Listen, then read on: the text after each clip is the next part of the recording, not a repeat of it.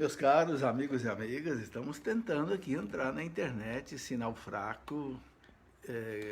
Muito boa noite a vocês que estão acessando aí. Peço que me informem se a imagem está chegando direito, tá? Porque estava saindo invertida, sinal fraco, mas agora nós queremos saber se vai chegar bem. Isabela, boa noite, Isabela. Maísa, boa noite. Tá aí, Edna, boa noite. Está chegando a imagem corretamente, de pé, não está nada invertido. Ricardo, boa noite. Érica, boa noite. Francine, boa noite. Bom, penso que a imagem esteja boa, porque eu não estou vendo aí ninguém reclamar, ok? Alair Dias, Francisco Neto, boa noite também a vocês. Muito bem. Nós já rezamos, já consagramos a nossa noite aqui ao Divino Espírito Santo. E vamos então começar, se Deus quiser, respondendo aqui as perguntas, ok? Ótimo, a Érica está dizendo aí que para ela a imagem está perfeita. Que bom, vamos então continuar. Deus seja louvado, estava difícil entrar. Bem, antes de nós começarmos a responder as perguntas, eu quero dizer que nós estamos vivendo um tempo de quaresma, né? Tempo de conversão, tempo de salvação. São Paulo diz, né, na missa do domingo, nós lemos essa leitura, né? Eis o tempo favorável, eis o dia da salvação. Então, é um tempo especial que a gente deve se aprofundar mesmo nas coisas de Deus, nas meditações, né, que nós devemos fazer. Queria lembrar também que mês de São José é mês de março, é um mês dedicado a São José, né? Porque dia 19 é a grande festa de São José, né? Inclusive, a nossa editora Cleofas está lançando um livro muito interessante. O livro tem acho que mais de 40 anos. São José não falha.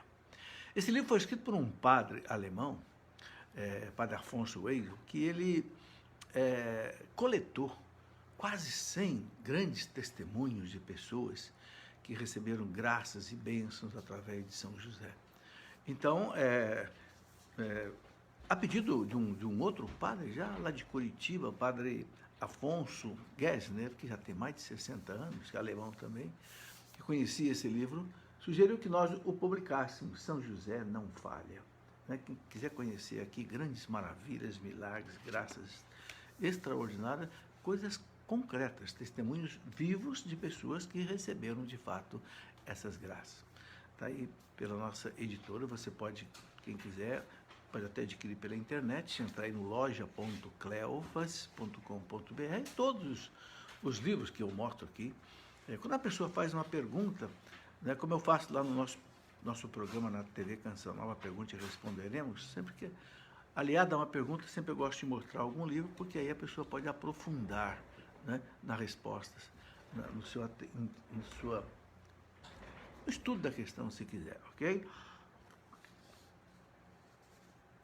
Bem, já tem pergunta aqui na minha mão, já estão chegando as perguntas. Eu tenho aqui a pergunta da Josefa Costa, que pergunta assim: na hora da morte sabemos que chegou a hora.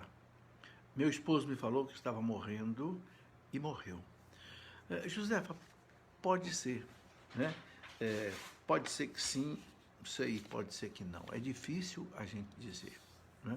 Porque muitas pessoas, quando morrem, já estão, às vezes, num estado de coma. E a pessoa no estado de coma, ela não tem mais consciência. Então, realmente, ela não... Penso que ela não vai nem saber se está ou não morrendo, né? Agora, há pessoas que realmente que morrem lúcidas, né? Sem estar num estado de coma. Então, aí pode ser que a pessoa saiba. Mas não é fácil a gente responder isso com certeza absoluta, tá certo? Rita de Cássia, professor Felipe, explique o significado do sinal da cruz no momento que o padre vai proclamar o Evangelho. Veja, o sinal da cruz, na verdade, nós fazemos 3 sinais, né? Na testa, né? Nos lábios, né? E no coração. O sentido para nós é esse, que Deus abra, né, a nossa mente para a sua palavra, abra para o entendimento. Abra os nossos lábios para proclamar essa palavra e abra o nosso coração para viver essa palavra. Então, viver, entender, viver e proclamar, né? É um sentido muito bonito, né? Ficamos de pé durante a leitura do Evangelho, que é um sinal assim de prontidão alguém que deseja realmente, né, cumprir a palavra de Deus, entender a palavra de Deus. Ok? Bem, aqui a pergunta da Maria Cristina, pergunta o seguinte: gostaria de saber que pecado se inclui pecar contra a castidade? Dê alguns exemplos. Ô Maria Cristina, o que é a castidade? É importante definir isso. Para a igreja, castidade é você viver o sexo só no lugar certo, que é o casamento. A vida sexual entre marido e mulher. Eu escrevi um livro, aliás, 2 livros sobre essa questão de sexo, vida sexual no casamento, né? Porque muitos casais a gente pergunta assim: professor, o que um casal pode viver na vida conjugal em termos de vida sexual? Então eu escrevi esse livro indicando o seguinte, que, né, o casal pode viver certas intimidades, no sentido de poderem realizar com satisfação os dois o ato sexual, né? A castidade no casamento. Ambos viverem a vida sexual só entre eles, ok? Nada de adultério, nada de outras coisas desse tipo. E para aquele que é solteiro, nenhuma vida sexual. Então, o que é pecado contra a castidade? O catecismo da igreja, quando fala da castidade, fala dos pecados contra a castidade. Aí fala uma série de coisas. Masturbação, né? Fala do adultério, fala da fornicação, fala da pornografia, ok? Fala de, não sei, até a prática do nudismo, que muitas vezes pode levar à excitação sexual, né? Então, aqui nesse livro, Vida Sexual no Casamento, né, para os casais. Tomei cuidado de consultar vários padres, especialistas em moral, né, inclusive o padre Wagner, da Canção Nova, né, que fala desse assunto, né, e é um assunto que me preocupa, né? Eu escrevi um livro, por exemplo, sobre pornografia também, porque a pornografia hoje é algo deslavado, algo que faz muito mal para as pessoas. Para se ter ideia, né, no estado americano, Utah, o governador, né, declarou a pornografia ali como um problema de saúde pública. Tal é o mal que está fazendo ali para os jovens, até para os casais. Então, eu escrevi o livro As Consequências da Pornografia. É um livro pequeno, mas que eu coloco uma série de estatísticas mostrando o perigo que é para, né, pessoas solteiras ou casadas ou jovens, até crianças hoje mergulhadas na pornografia, certo? E um livro sobre a castidade, né? O brilho da castidade, né? Esse livro eu escrevi que desde a minha infância, desde a minha juventude, não a infância, da minha adolescência, eu lia um livro de Monsieur Tiamertot, que falava muito da castidade, né? Eu lembro que ele dizia que se ele tivesse que dar uma medalha de ouro para um jovem que venceu na castidade, ou dar essa mesma medalha para um general que ganhou uma batalha, que ele preferia dar para o jovem que venceu a batalha, né, da castidade. Então esse livro também ajuda aí quem quiser aprofundar na questão da castidade, o que é a castidade, né, a beleza dela, uma virtude que fortalece a pessoa. Hoje, sobretudo nesse nosso mundo, onde o sexismo é assim exacerbado, vimos aí, por exemplo, agora no carnaval, né, quantas cenas de excitação sexual, nudismo, coisas desse tipo, né, que realmente não está de acordo com a vontade de Deus, a castidade. Adriano Moreira pergunta o seguinte: pronunciar o nome de Lúcifer atrai algum tipo de mal? Eu creio que não, né? Lúcifer em si é um nome próprio, né? Inclusive houve pessoas que tiveram o nome de Lúcifer, né? Agora, se você invoca, depende do sentido com que você invoca esse nome, né? A pessoa pode falar o nome de Deus para louvar a Deus ou para amaldiçoar a Deus. Então, tudo depende também qual é o sentido, qual é a conotação que você dá, né, ao pronunciar esse nome. Mas, de qualquer forma, como é um nome assim carregado, né, não vale a pena a gente ficar pronunciando à toa, né? Rodrigo pergunta o seguinte: o que você acha do caminho neocatecumenal? Rodrigo, para ser sincero para você, eu não conheço bem o caminho neocatecumenal. Nunca participei nem de um encontro, nem de uma missa do caminho neocatecumenal. Mas agora, veja bem, é um movimento aprovado pela Igreja.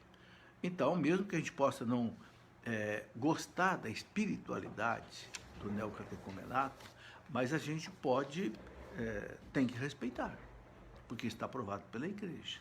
Eu sei que eles têm, assim, uma maneira um pouco diferente de viver, por exemplo, a liturgia, viver a espiritualidade, e alguns gostam, outros não. Cada tipo de movimento na Igreja tem o seu tipo de espiritualidade. Cursilho é de um jeito, Renovação Carismática Católica é de outro jeito, enfim, caminho neocatecumenato é de outro jeito, né? Temos aí os Legionários de Cristo, temos aí, né, tantos outros. O importante é a gente encontrar um caminho que a gente goste de participar, ok? Isso é que eu penso que seja mais importante. E nada impede que você participe de dois tipos de movimento. Eu, por exemplo, participo de cursilho, faço palestra em cursilho, faço palestra nos encontros da Renovação Carismática, faço palestra para os vicentinos. Sendo um movimento aprovado pela Igreja, pode contar comigo, né? Que na medida do possível eu atendo. Fernando Amorim, sobre as campanhas da fraternidade, os bispos têm autonomia para pôr ou não em sua diocese?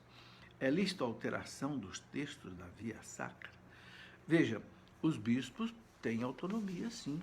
Eu me lembro que teve uma campanha da fraternidade que Dom Eugênio Salles, lá no Rio de Janeiro, não abraçou, né, todo o material da campanha da fraternidade. Os bispos, eles devem obrigação diretamente ao Papa, ok? E a campanha da fraternidade não é uma determinação do Papa, é uma determinação da CNBB. É claro que a maioria dos bispos atendem o pedido da CNBB. Agora, nós não somos obrigados, por exemplo, a usar os textos da Via Sacra, né? Alguns textos de Via Sacra da campanha de fraternidade eu não gostava e não seguia. Eu seguia a Via Sacra que já tinha nos livros aí de oração. Eu mesmo tenho um livro de oração, Orações de Todos os Tempos da Igreja, que eu tenho uma Via Sacra antiga ali, muito bonita, eu prefiro seguir essa. Porque, infelizmente, alguns textos, eu não sei desse ano, que desse ano, sinceramente, eu não vi ainda o texto da Via Sacra, mas alguns anos atrás eu vi alguns textos da Via Sacra muito voltados para a linha da teologia da libertação, e eu nunca gostei disso, então realmente eu não seguia. Evidentemente, se a Via Sacra for feita na paróquia e o pároco obrigar a usar o texto da CNBB, ou o bispo obrigar, deve ser usado. Mas se não houver uma obrigação explícita, eu penso que se pode mudar, conforme aqui, né, o Fernando Amorim está perguntando, ok? Falando da campanha da fraternidade, né, o importante é a gente viver a quaresma bem vivida. A campanha da fraternidade ela tem como finalidade o quê? Despertar também para a caridade, né? Mas uma caridade conforme a Igreja sempre ensinou a viver. A caridade, né, de uma Madre Teresa de Calcutá, uma caridade de São Vicente de Paulo, uma caridade dos santos todos que fizeram caridade, sem provocar luta de classes, sem querer jogar rico contra pobre, sem colocar opressor contra oprimido, porque isso aí é um viés marxista que não se coaduna com o Evangelho. Mônica Grigio, mesmo nos dias em que o cansaço ou a falta de concentração toma conta, é válida a oração do terço? Mônica, eu penso que sim. Claro que a gente deve fazer de tudo para rezar o terço com atenção, com o coração. Mas Deus entende que em certos momentos da nossa vida, a nossa fraqueza, a nossa miséria, né? Você falou aqui, né? Às vezes, né, num dia de cansaço, às vezes fica difícil rezar o terço. Mas eu creio que, sabe, a perseverança em rezar o terço, mesmo com dificuldade, eu penso que ela tem muito valor diante de Deus. Deus entende a nossa fraqueza, a nossa miséria. Agora, sempre bom tomar algumas providências, né? Por exemplo, se você sentado, né, não sei, tem a tendência de dormir, Então, talvez seja melhor rezar de pé, caminhando, até dentro de casa, se for preciso, né? Quer dizer, tomar alguma medida, quem sabe tomar um banho antes de rezar o texto para despertar um pouco. Há algumas coisas que a gente pode fazer, que pode ajudar a gente a ter um pouco mais de concentração. Wagner Coutinho, só pode comungar quem fez a primeira comunhão? Sim, Wagner. É uma norma da igreja. Por que a igreja exige fazer a primeira comunhão? A preparação. Para que a pessoa conheça a doutrina católica. Ok? Porque, veja bem, a primeira comunhão, você vai entrar em comunhão com Cristo. Vai receber Cristo. Ok? Ele vai guiar a sua vida. Então você precisa conhecer a doutrina dele. O que a igreja ensina? Né? Especialmente o credo, os 12 dogmas do credo. O que significa isso? Olha, veja, a metade do catecismo da igreja é sobre o credo. Depois, os mandamentos da igreja, da lei de Deus. Depois, a moral católica, os mandamentos, toda a moral católica. Então, o comungar, o fazer a primeira comunhão, é viver uma vida em Deus, com Cristo. Então, você precisa conhecer essa doutrina, saber o que é a igreja. Por isso que tem que haver essa preparação. A preparação para as crianças e a preparação para os adultos, ok?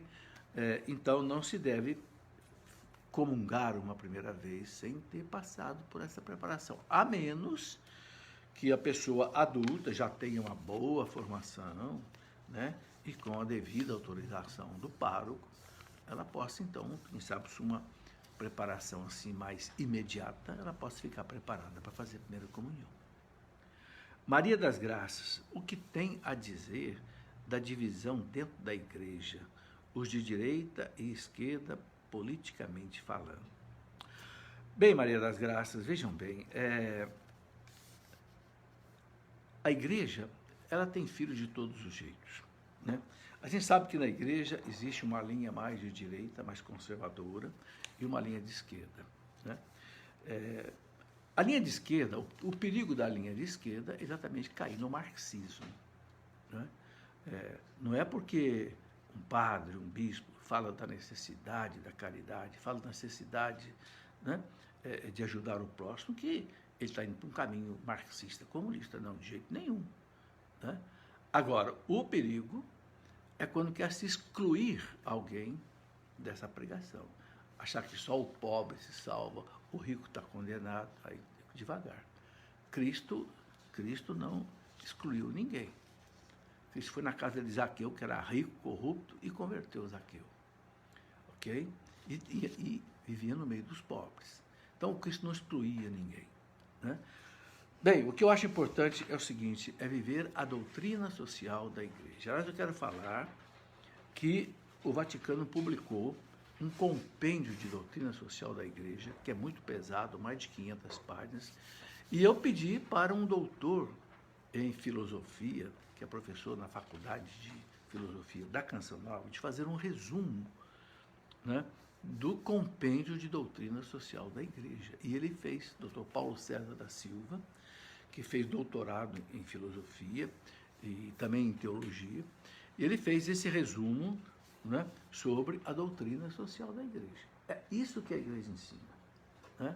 Isso aqui é uma síntese pequena, né? Não tem muita coisa não, são mais ou menos umas 100 páginas do que é a doutrina social da igreja. Então, a igreja, ela não é nem de direita e nem da esquerda.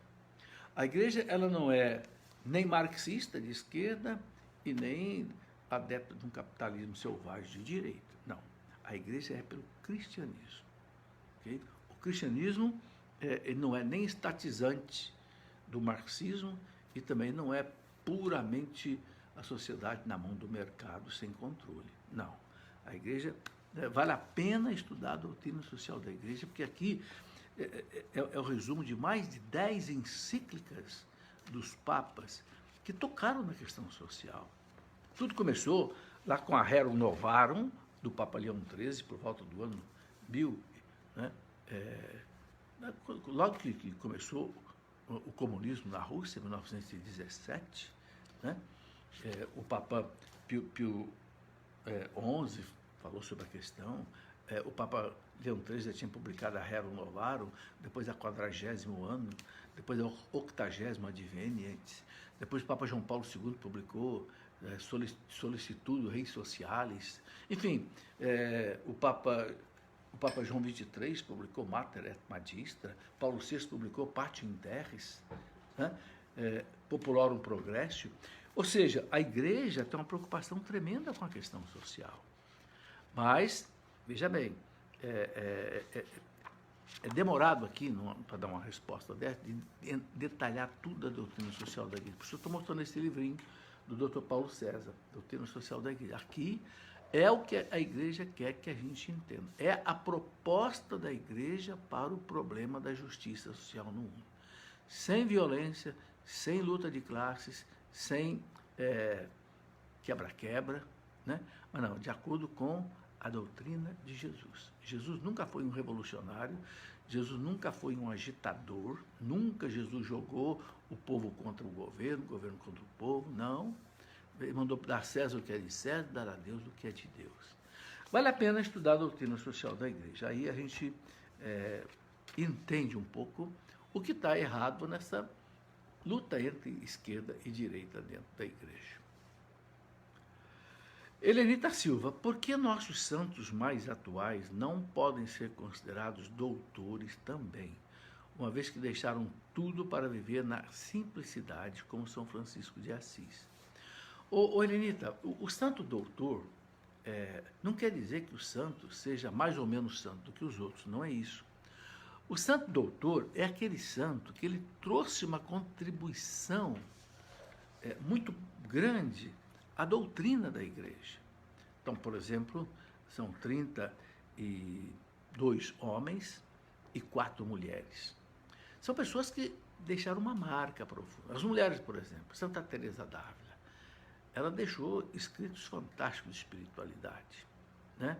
Depois, Santa Teresinha do Menino Jesus inaugurou o caminho da infância espiritual, algo, né? Como diz um cardeal uma vez, Santa Teresinha desentulhou o caminho do céu.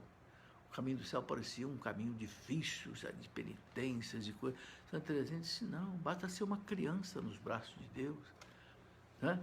Depois, Santa Edith Stein, Santa Hildegarda de Bingen, uma alemã, lá do século X, XI, na Alemanha, que deixou escritos grandes. São Tomás de Aquino deixou a Suma Teológica, a Suma contra os Gentios. Santo Agostinho deixou uma infinidade de...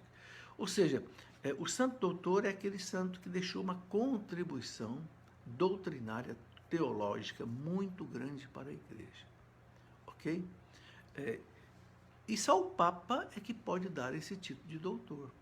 Tanto é que são só 36 em toda a história da igreja. Então a gente acredita que o Papa, assistido pelo Espírito Santo, ele sabe a quem deve dar esse título, né? Agora, não quer dizer que esse santo seja mais santo do que os outros. Não, não é isso. Todos os santos são maravilhosos, né? Apenas cada um tem um tipo de atividade na igreja.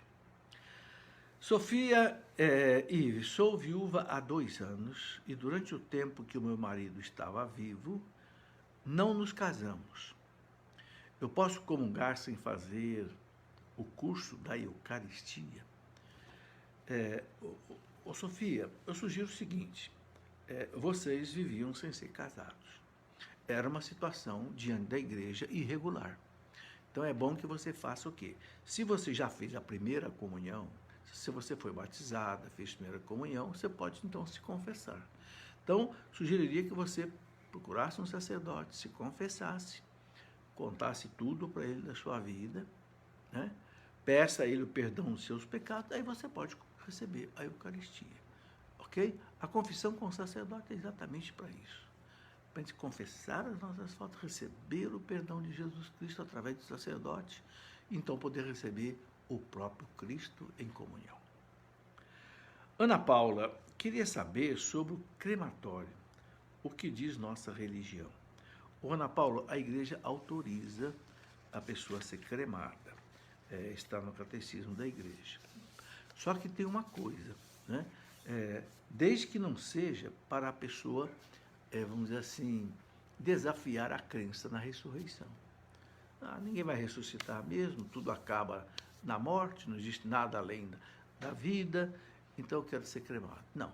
Se a pessoa acredita que Deus vai ressuscitar todos os corpos, não importa se foi cremado, se foi sepultado, porque todos vão virar pó, né? Se a gente acredita na ressurreição da carne, que é dogma de fé, a igreja autoriza que a pessoa seja cremada. Mas a igreja prefere o sepultamento, ok? A prática assim, mais recomendada pela igreja. Agora, outra coisa importante que, inclusive, há pouco tempo o Vaticano publicou uma norma sobre isso. Quando a pessoa é cremada, a família recebe numa urna os restos mortais da pessoa, as cinzas da pessoa. Então, a pessoa deve receber aquilo como se fosse o corpo da pessoa. Então, a norma do Vaticano diz que aquilo não pode ser jogado, não sei, na terra, na planta, na água. Não. Aquilo ali deve ser guardado e sepultado como o corpo da pessoa. Ok?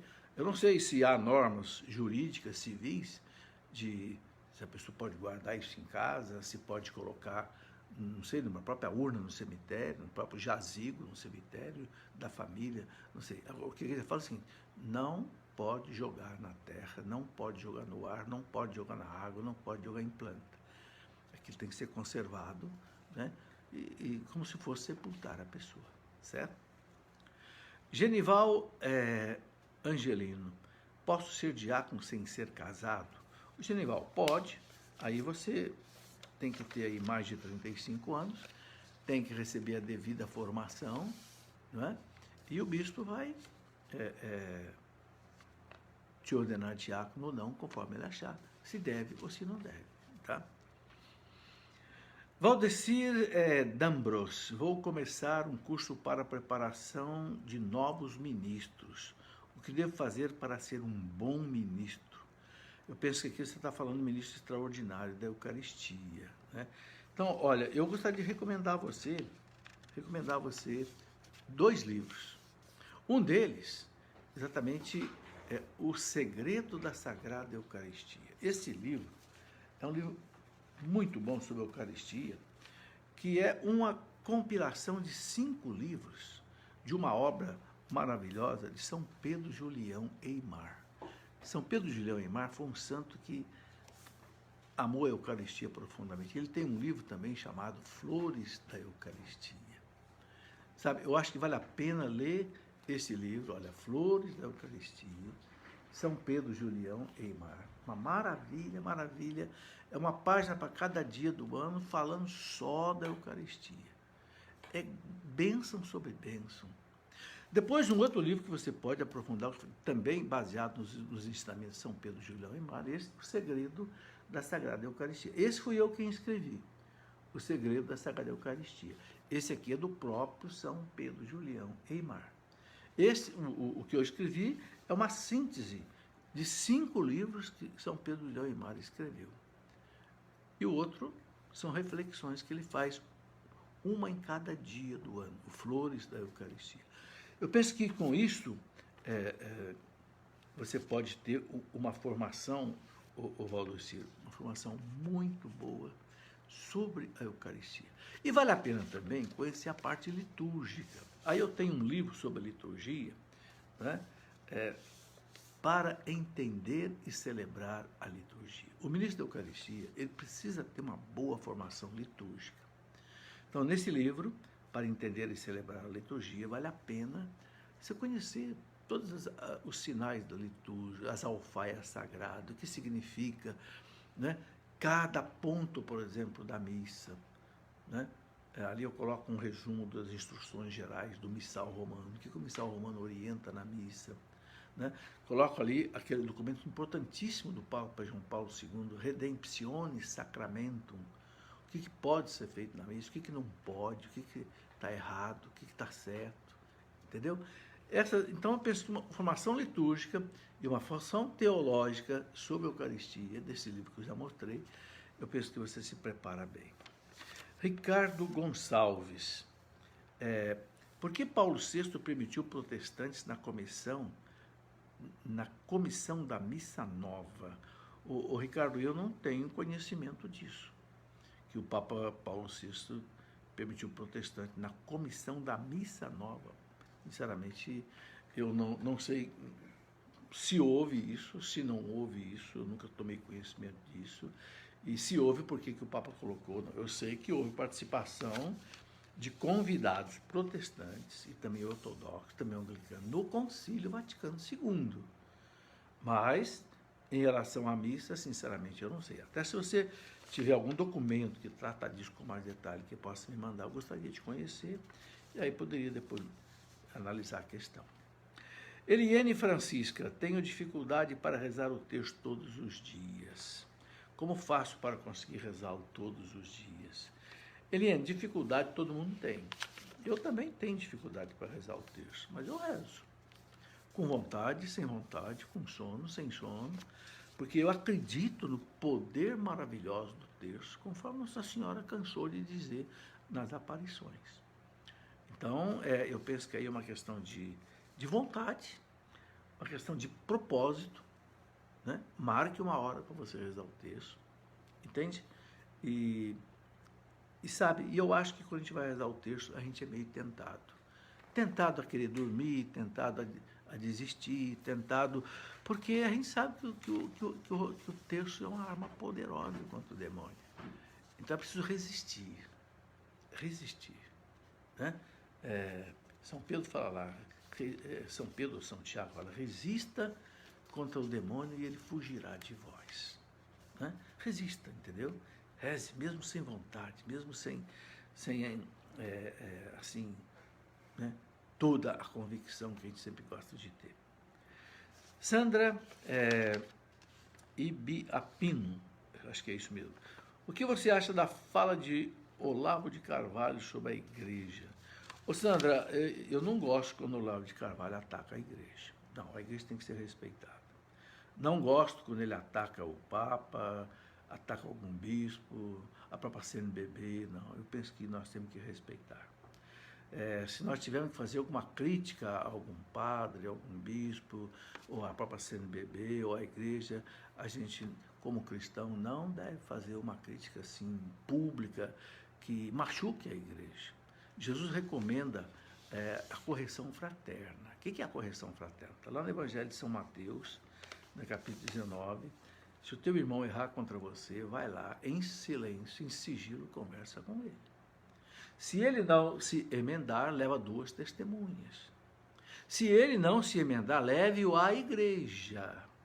A igreja, não é levar uma autoridade civil, levar aí, não sei, na internet, não. E, sabe, eu reconheço a autoridade, a competência filosófica do Olavo de Carvalho, as coisas boas que ele tem. Eu não gosto dos exageros dele, especialmente quando ele bate muito, às vezes um tanto radical em certas coisas. Okay? Não quero fazer aqui um julgamento dele, que não cabe a gente julgar ninguém. Estou apenas dando essa opinião pessoal, né? Que não necessariamente precise concordar com a sua opinião. Rosalie Acioli, ok? E a Companhia da Fraternidade sobre políticas públicas, o que o senhor achou? Bom, políticas públicas adequadas nós precisamos, entendeu? Nós precisamos ter políticas públicas adequadas, né? Dentro da lei, dentro da ordem, sabe? Nós precisamos ter boas leis. Boas leis são políticas públicas adequadas. Eu penso que, né, é um pedido que a igreja está fazendo no Brasil que realmente precisa. Né? Um alerta aí aos políticos, vamos fazer boas leis que ajudem realmente os mais necessitados. Né? Todo mundo está entendendo agora que nós precisamos fazer uma reforma da Previdência, uma reforma educacional, uma reforma política para que o Brasil desatole. Né? Há uma unanimidade nacional hoje, né, de que é necessário, né, essas coisas, né, porque o país está com uma dívida de mais de 300 bilhões de dólares, né, no INSS, e não sobra dinheiro para mais nada, para outras atividades. Né? Então, há necessidade de políticas públicas corretas, sim. Né? Agora, cabe a quem exerce, né, as atividades políticas realizarem isso, dentro daquilo que eu já falei aqui, da doutrina social da igreja. Tudo deve acontecer, mas dentro da lei, dentro da ordem, sem tumulto, sem quebra-quebra, sem luta de classe, sem jogar uns contra os outros.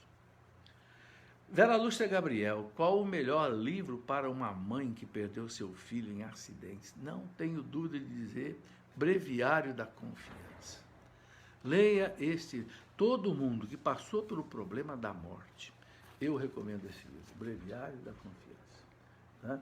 Esse livro foi escrito por um padre que já morreu, Monsenhor Ascânio Brandão. É um dos livros mais bonitos que eu já li. Realmente ele conforta, consola, enche o coração da gente de fé. Porque diante da morte, meus irmãos, só tem dois remédios. É a fé e a oração.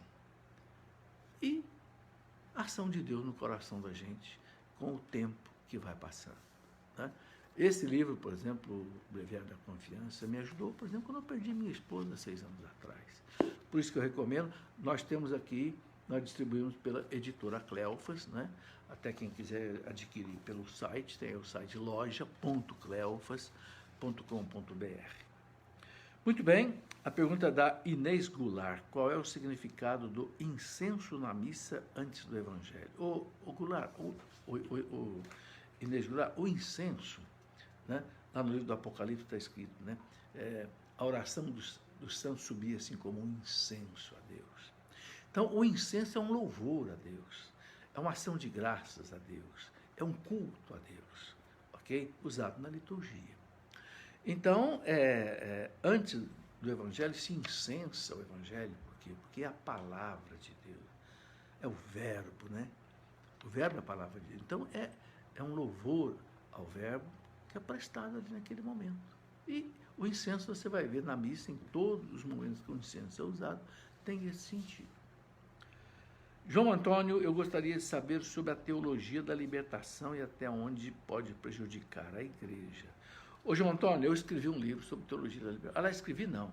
Eu compilei uma série de artigos sobre teologia da libertação, não escrevi nada meu.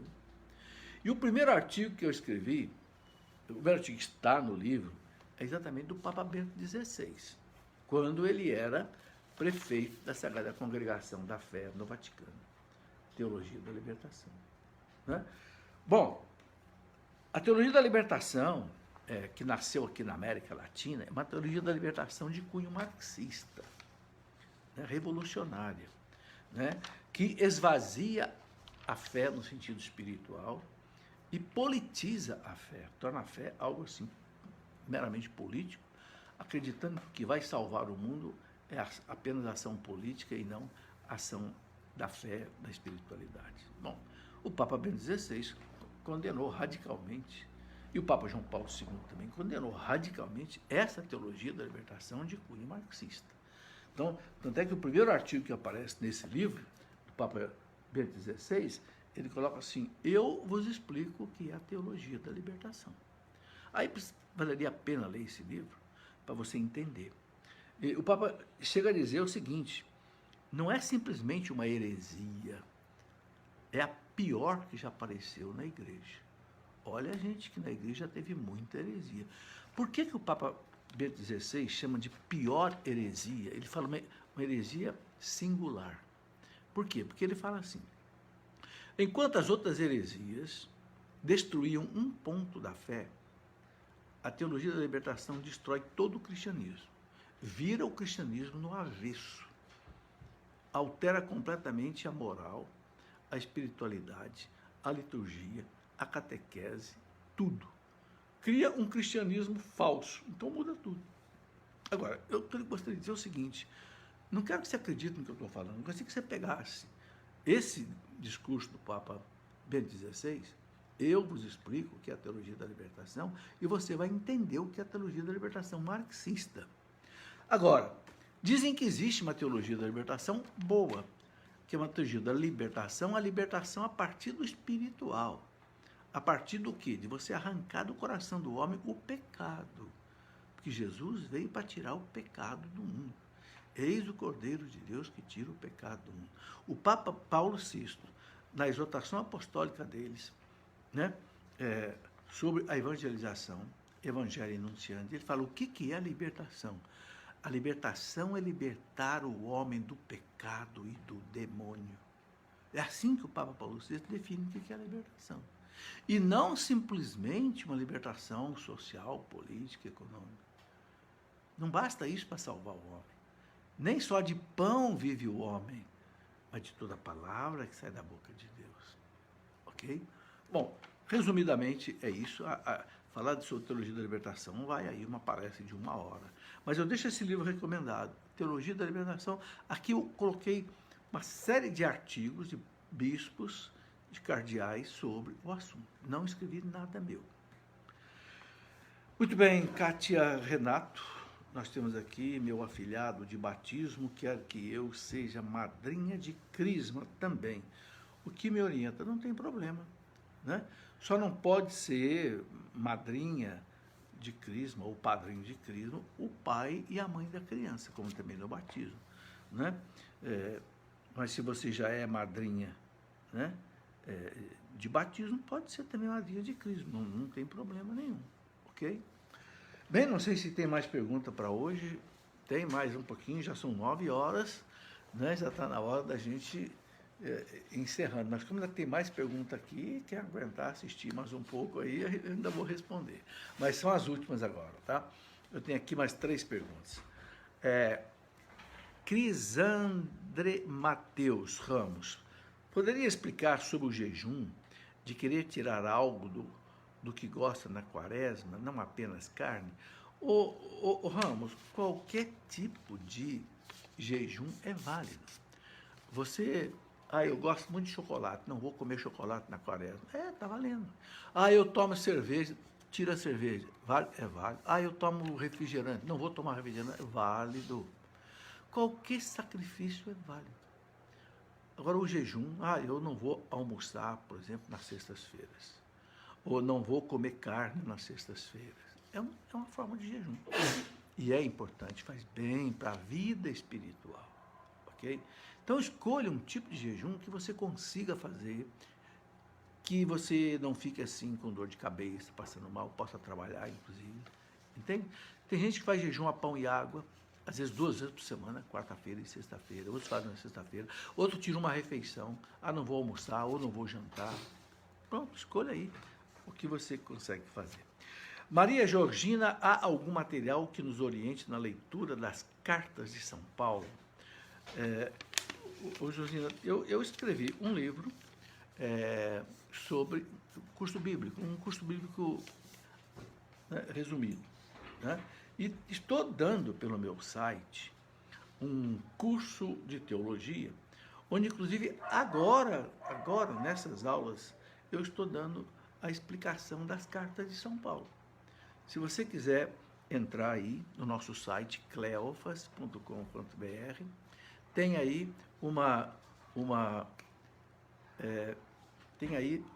né, uma explicação de cada carta de São Paulo. Então, no site Cleofas, você encontra lá, Escola da Fé Online. Escola da Fé Online é um curso de teologia. Eu estou agora na matéria curso bíblico, falando exatamente das cartas de São Paulo.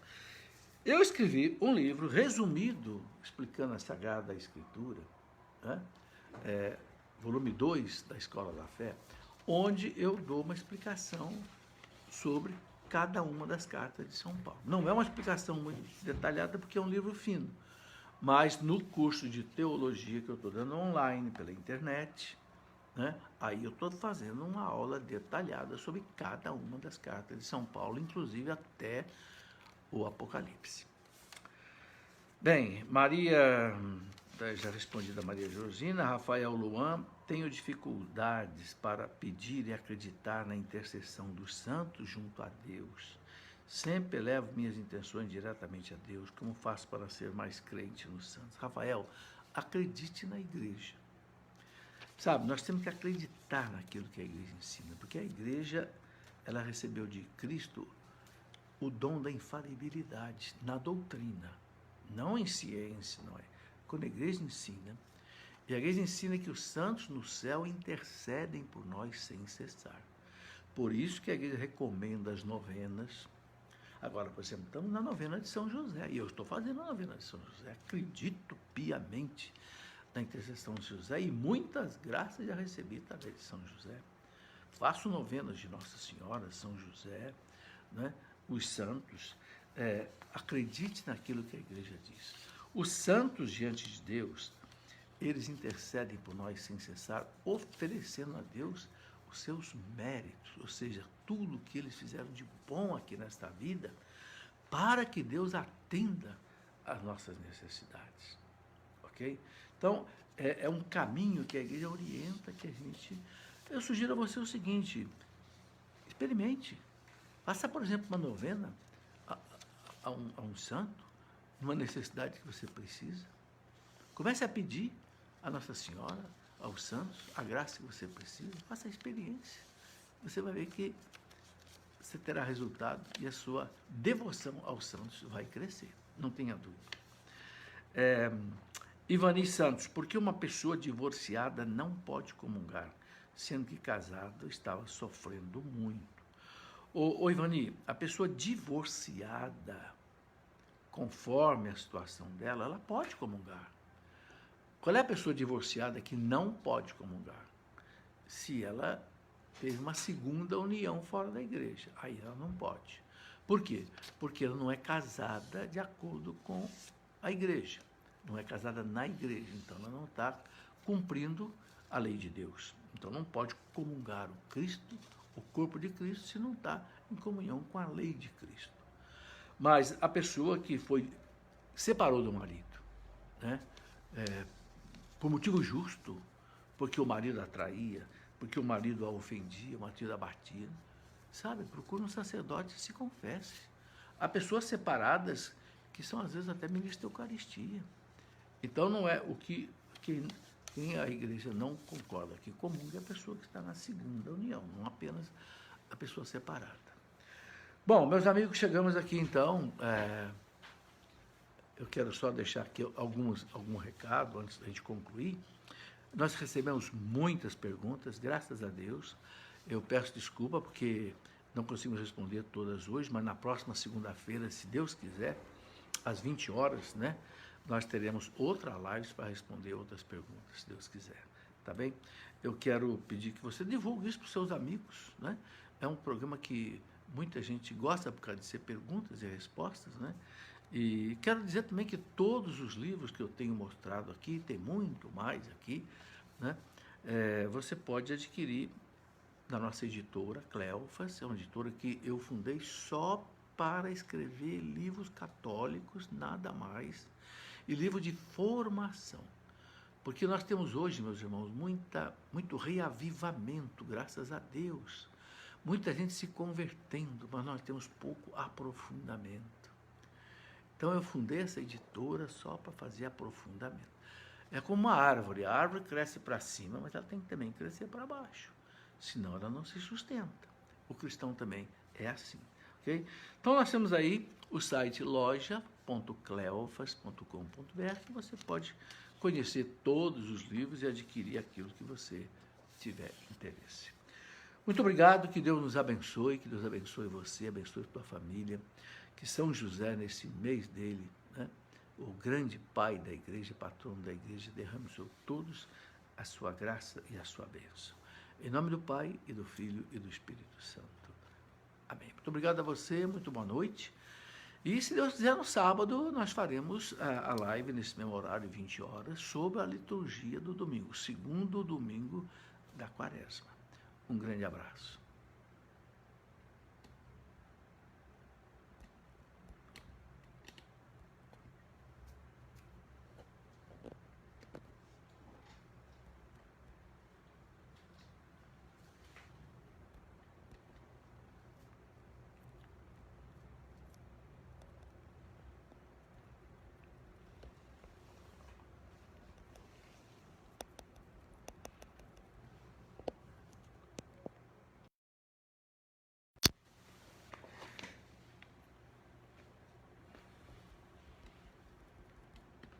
Telefone,